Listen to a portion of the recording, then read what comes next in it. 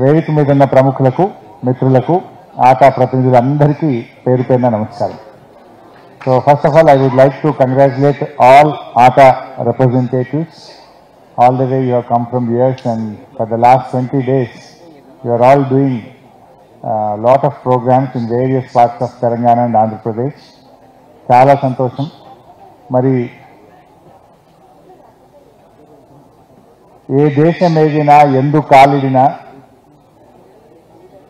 నీ తల్లిని మరవకు, నువ్వు పుట్టిన గడ్డను మరవకని ప్రముఖ కవి చెప్పినటువంటి మాటను నిజం చేస్తూ, మరి ఎన్నో మైళ్ళ దూరంలో ఉన్న మీరు తెలుగు భాష సంస్కృతిని, తెలుగు ప్రజల అభివృద్ధిని కాంక్షిస్తూ ఎన్నెన్నో కార్యక్రమాలు చేసిన ఆటా ప్రతినిధులందరికీ నా హృదయపూర్వక శుభాకాంక్షలు, అభినందనలు. ముఖ్యంగా ఈరోజు మీ పిల్లలు, మీరు అమెరికాలో స్థిరపడిపోయినా కూడా ఈ ప్రాంతంతో, ఈ మట్టితో మీకున్నది ఒక పేగుబంధం.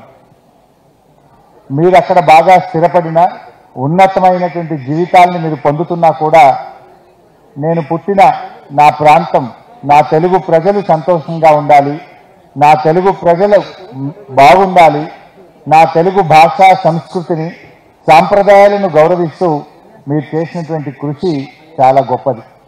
ఈ సందర్భంగా మీ అందరినీ మనస్ఫూర్తిగా అభినందిస్తూ, కొత్తగా ఏర్పడ్డ ఈ తెలంగాణ రాష్ట్రంలో కూడా పెద్ద ఎత్తున పెట్టుబడులు పెడుతూ, మరి తెలంగాణ రాష్ట్ర అభివృద్ధికి కూడా మీరందరూ భాగస్వామ్యం చేస్తున్నందుకు కూడా మీ అందరికీ శుభాకాంక్షలు, ధన్యవాదాలు. మరి గత 20 రోజులు, అంటే ప్రతి సంవత్సరం డిసెంబర్ 10వ తేదీ నుంచి 30వ తేదీ వరకు 20 రోజులు ఈ ఇండియాకు వచ్చి 2 తెలుగు రాష్ట్రాల్లో కూడా ఎన్నో సేవా కార్యక్రమాలు చేస్తూ ఉన్నారు. అది వాటర్ ప్లాంట్లు కావచ్చు, మరి హెల్త్ క్లినిక్లు కావచ్చు, మెగా హెల్త్ క్యాంప్స్ కావచ్చు. మొన్న ఈ మధ్య పత్రికలో చదివాను, అచ్చంపేటలోని చెంచుగూడాల్లోకి వెళ్ళి అక్కడ వాళ్లకు దుప్పట్లు, బట్టలు కూడా ఆటా ప్రతినిధులు వెళ్ళి పంచారని చూసి నిజంగా చాలా సంతోషం అనిపించింది. ఎక్కడ అమెరికా, ఎక్కడ అచ్చంపేట. అమెరికాకు అచ్చంపేటకు ఉన్న బంధం ఏంటి? తెలుగు బంధం. మన సంస్కృతి, మన తెలుగు భాష అనుబంధమే అమెరికాకు అచ్చంపేటకు మధ్య అనుబంధాన్ని నిలిపింది. అలాంటి మంచి కార్యక్రమాలు చేశారు. మొన్న ఈ మధ్య గజ్వేల్లో కూడా మెగా హెల్త్ క్యాంప్ పెట్టారు. ఇలాంటి కార్యక్రమాలు ఇంకా ముందు ముందు మీరు బాగా కొనసాగించాలని మీ అందరికీ కూడా మరి మేము తెలంగాణ రాష్ట్ర ప్రజల పక్షాన హృదయపూర్వకమైనటువంటి ధన్యవాదాలు, కృతజ్ఞతలు తెలియజేస్తా ఉన్నాం. మరి ఈరోజు మన నట కిరీటి రాజేంద్ర ప్రసాద్ గారికి ఈ అవార్డు ఇవ్వడం నిజంగా నాకు చాలా సంతోషంగా ఉంది. జీవన సాఫల్య అవార్డును వారు ఈరోజు అందుకోవడం నిజంగా ఆయన పూర్తి అర్హులు. 50 ఏళ్ల నట జీవితంలో ఆయన పొందని అవార్డులు లేవు, ఆయన తెలియని మనిషి తెలుగు రాష్ట్రాల్లో ఉండదు. ఒక అద్భుతమైనటువంటి మరి నటుడు వారు. హాస్య నటులంటే ఒక పార్ట్ క్యారెక్టర్లుగా చూశాం, కానీ రాజేంద్ర ప్రసాద్ గారు సంథింగ్ డిఫరెంట్. ఆయన హీరోగా కూడా చేశాడు.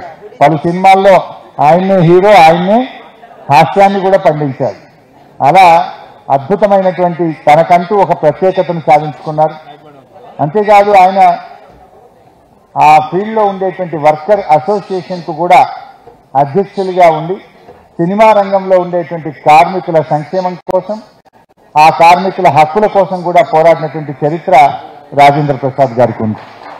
ఆయనకు నా హృదయపూర్వకమైనటువంటి శుభాకాంక్షల్ని, అభినందనని కూడా ఈ సందర్భంగా తెలియజేస్తూ, మరి సమయం తక్కువగా ఉంది కనుక వాస్తవానికి నేను ఉప్పల్లో అక్కడ ఈరోజు ఐస్ ఫోకస్ సంబంధించిన ప్రోగ్రాం నేను కిషన్ రెడ్డి గారు ఇద్దరం అక్కడ పాల్గొన్నాం.